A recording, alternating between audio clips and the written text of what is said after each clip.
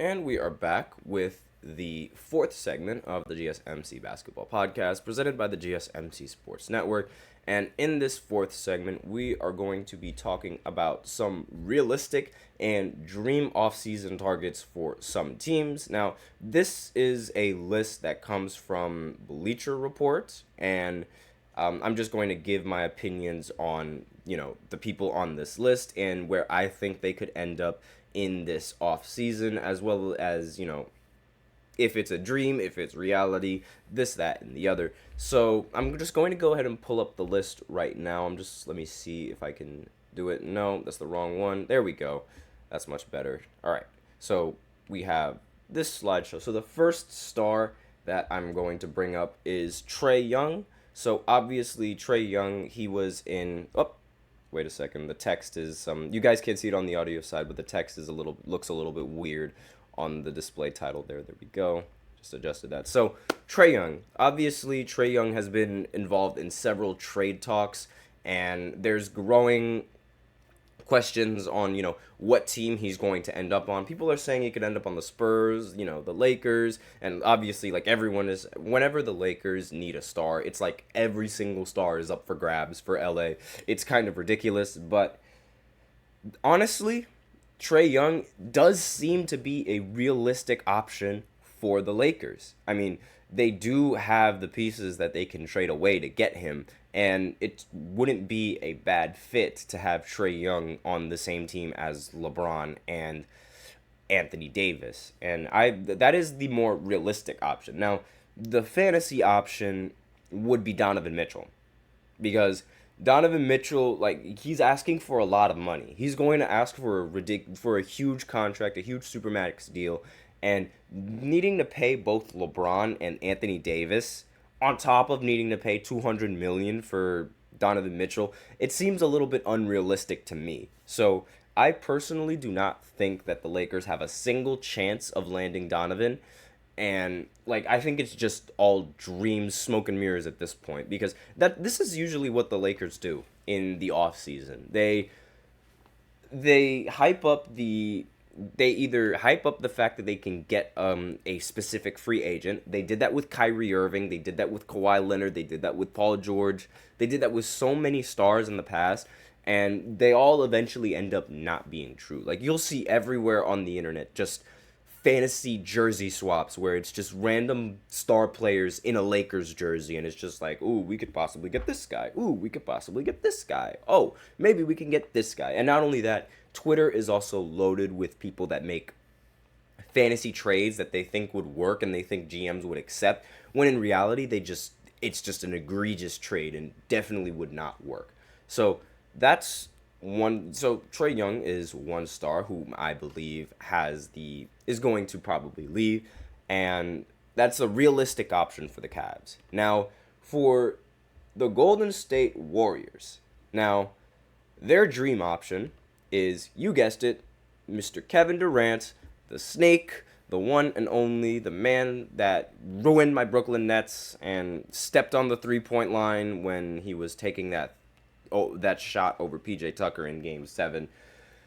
Where do I even begin with Kevin Durant? I mean, the realistic option for the Golden State Warriors in free agency is honestly Alec Burks. Like, he's a player, he's a forward from the Knicks. He's a very good scorer, in my opinion, like, for the position that he plays and, like, for the role that he has on the Knicks. He's a very consistent scorer, and he would be a very valuable option for the Golden State Warriors to have. But obviously, as a dream, you would rather have Kevin Durant back on your roster, and because obviously Kevin Durant won his only 2 championships with the Golden State Warriors when he was one of their options on a ridiculously stacked team. And this is, it's called a dream scenario, but honestly I call it a nightmare scenario, because if this happens again, I swear, if this happens again, where Kevin Durant just decides to go back to Golden State, I am going to be so absolutely livid, because it's like, please win a championship without those guys. You cannot be that guy when you're playing with those guys. That's just not how it works. And his career in the postseason, if you take away his time with Golden State, it's extremely disappointing.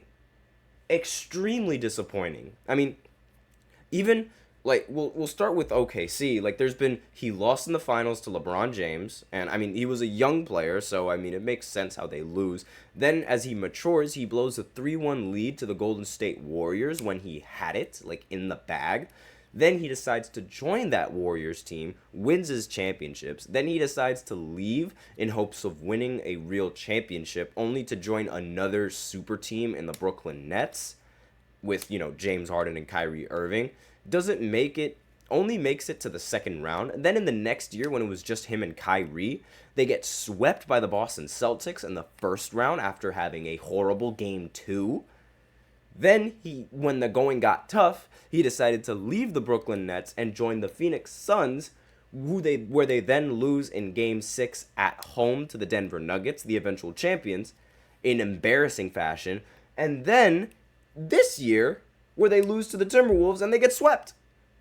Like, it's been disappointing for Kevin Durant. Everything has not gone his way whatsoever. And honestly, I say this is karma.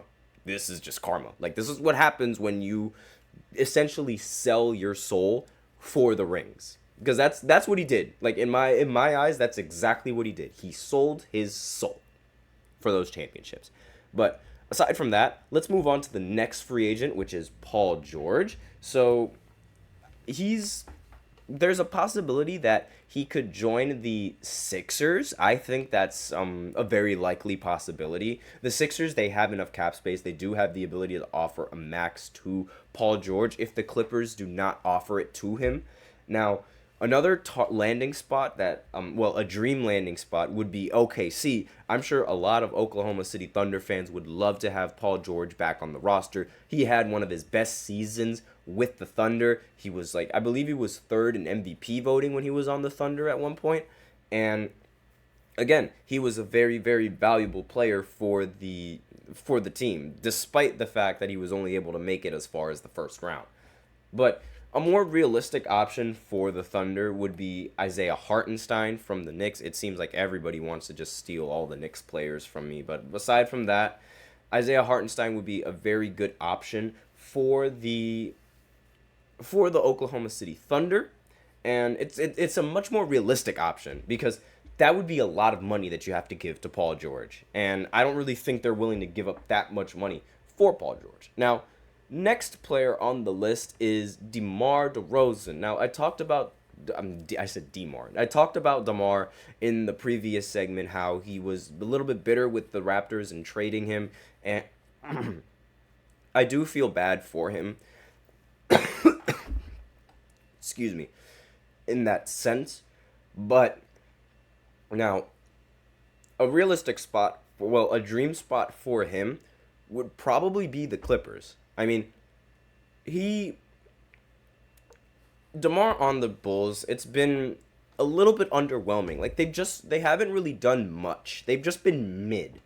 And it's nowhere near the same success that he was able to achieve on Toronto. And if Paul George decides to leave in free agency and go to and decide to go to a different team, I feel like the Clippers would be a dream spot for him. He is from Los Angeles, and he obviously I don't think he would mind playing in his own city, which would be a very nice change of pace for him. But a much more realistic option for the Clippers would be Buddy Hield. Buddy Hield, he's on the Sixers, and I wouldn't be surprised, if Paul George decides to go to the Sixers, that the Clippers decide to acquire Buddy Hield in not a replacement role, but as someone that comes off the bench and can shoot the three ball very, very consistently. And that's really all I have. I'm not entirely sure the situation with the Chicago Bulls. There's barely any kind of coverage on the Bulls as it is, let alone how DeMar DeRozan feels being on the Bulls and everyone else's opinion of the Bulls, and whether or not they're going to run it back again and again and again. Now, the next star is going to surprise you.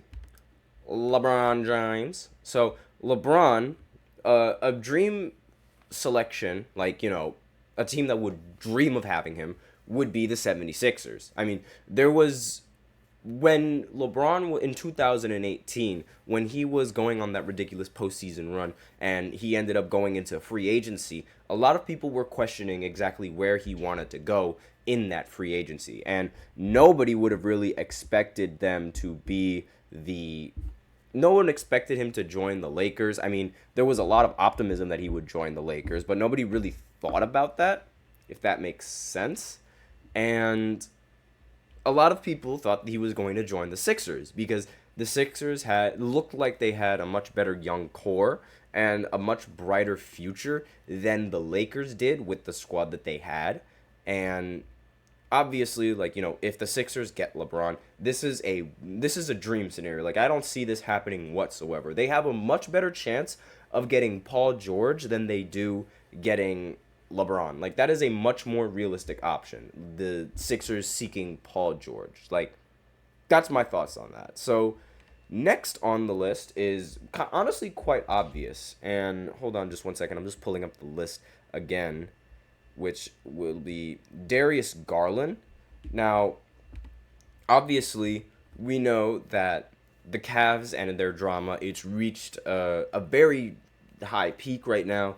And it's come to the point where Darius Garland is like, you either choose between Donovan Mitchell or you choose between me. And obviously, if you're the Cleveland Cavaliers, you're going to choose Donovan Mitchell. So the way I see it, there's the one spot that would be really good for him, and is honestly and it is a dream scenario that I'm talking about, is the Pelicans. I don't know if the Pelicans will have the money that they need to be able to pay Darius Garland the contract that he wants. But him being on the Pelicans, I feel like that would open up a lot for CJ. That would be a very good pairing to have a young guard to be paired up with, Brandon Ingram, Zion, and CJ McCollum, especially when he's not the same scorer that I thought he was going to be, or he's not